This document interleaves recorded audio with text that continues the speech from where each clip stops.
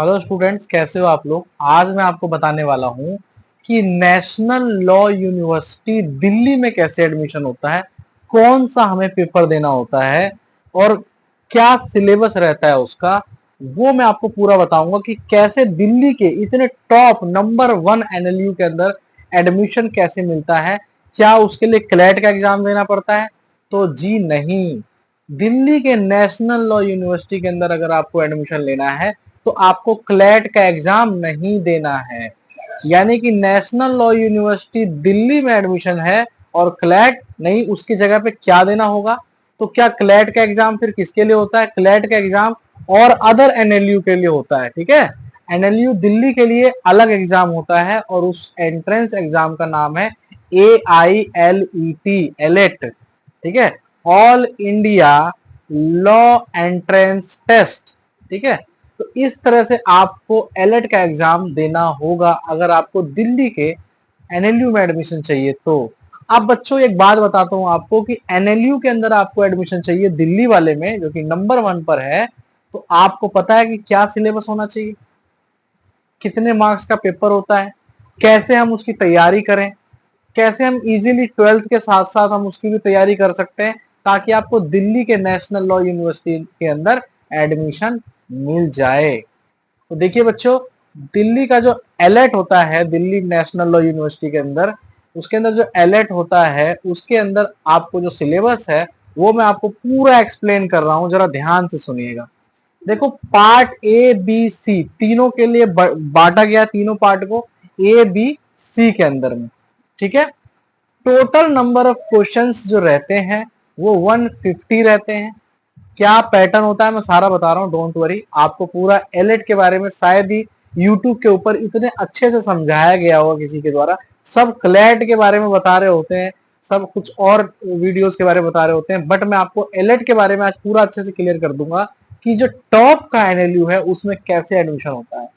तो देखो जरा ध्यान से, part A B C syllabus divided है। पार्ट ABC के अंदर पार्ट A में आता है 50 questions of English language. English language अगर आपकी अच्छी है तो 50 क्वेश्चंस आप आराम से कर सकते हो। आप उसके अंदर वोकेबलरी वगैरह ध्यान रखना, वोकेबलरी वगैरह करो, है ना, पैसेज पढ़ो, है ना, ये न्यूज़पेपर पढ़ो। इससे क्या हो गया, आपकी इंग्लिश इंप्रूव हो जाएगी। तो आप 50 क्वेश्चन जो है ना बड़े आराम से कर सकते हो। अच्छा, इस वीडियो में आपको ये भी बताऊंगा कि अगर टाई होगा तो किसका वेटेज ज्यादा होगा, मतलब किसका सिलेक्शन होगा।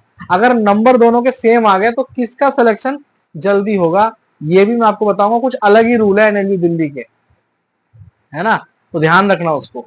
तो अब देखो क्या है कि पार्ट ए में 50 क्वेश्चन इंग्लिश का है। अब पार्ट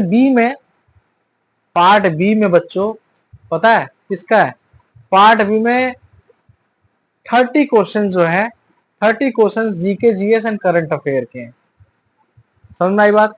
पार्ट बी में 30 question GK GS and current affair, only 30 question. 150 में से सिर्फ 30 क्वेश्चन जो है जीके जीएस का है, बस सिर्फ 30 क्वेश्चन है बस खाली। 150 में से 50 इंग्लिश के हैं, 30 GK GS plus current affair है। तो बचा कितना बच्चों? बचा कितना? 50 प्लस 30 80। अब बचा 70 क्वेश्चन। अब 70 क्वेश्चन किसके आते हैं बच्चों? 70 क्वेश्चंस में आता है लॉजिकल रीजनिंग। लॉजिकल रीजनिंग अगर आपने अच्छे से पढ़ी है देन आप डेफिनेटली एनएलयू के अंदर एडमिशन ले सकते हो। कैसे पढ़ना है? आप हमारा चैनल सब्सक्राइब करोगे, आपको टाइम टू टाइम पर आपको सब कुछ बताता जाऊंगा ताकि आपका एलेट का एग्जाम आराम से निकल जाए। 70 क्वेश्चंस आते हैं सिर्फ और सिर्फ लॉजिकल रीजनिंग के ऊपर।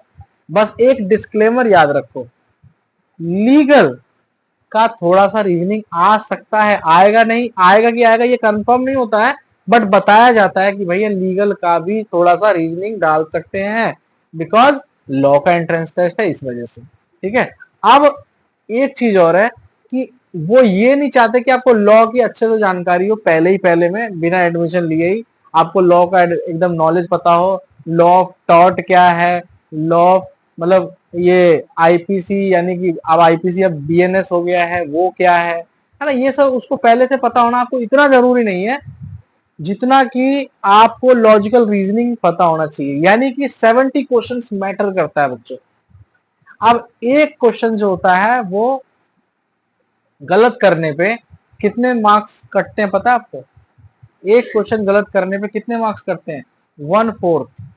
यानी कि अगर आप 4 क्वेश्चन गलत कर देते हो, 4 क्वेश्चन गलत कर देते हो तो आपके 1 मार्क्स कट जाएंगे। समझ आई बात? तो कुल मिलाकर के ओवरऑल इसका जो पैटर्न है बेस्ड ऑन लॉजिकल रीजनिंग के ऊपर है। अब अगर टाई हो जाएगा तो मैं ये बताने वाला था कि अगर टाई हो गया तो क्या करेंगे। तो बच्चों एनएलयू दिल्ली ने साफ साफ ये बता दिया है कि अगर दो कैंडिडेट के इक्वल मार्क्स आ जाएं तो जिसके मार्क्स लॉजिकल रीजनिंग में ज्यादा होंगे उसका एडमिशन एनएलयू दिल्ली पहले करेगा। समझ आई बात? तो एनएलयू दिल्ली के लिए एक अलग ही तालियां बजाइए, क्योंकि एनएलयू दिल्ली जो है अलग ही अपना रूल बना के चल रहा है। आप सभी लोगों से रिक्वेस्ट है अभी से लग जाइए, ताकि आपका जो एलेट का पेपर है दिसंबर के अंदर नेशनल लॉ यूनिवर्सिटी दिल्ली के लिए वो क्लियर हो जाए। All the best. और वीडियो को लाइक और शेयर खूब दबा के करो ताकि और बच्चों तक ये चीज पहुंचे। Thank you so much.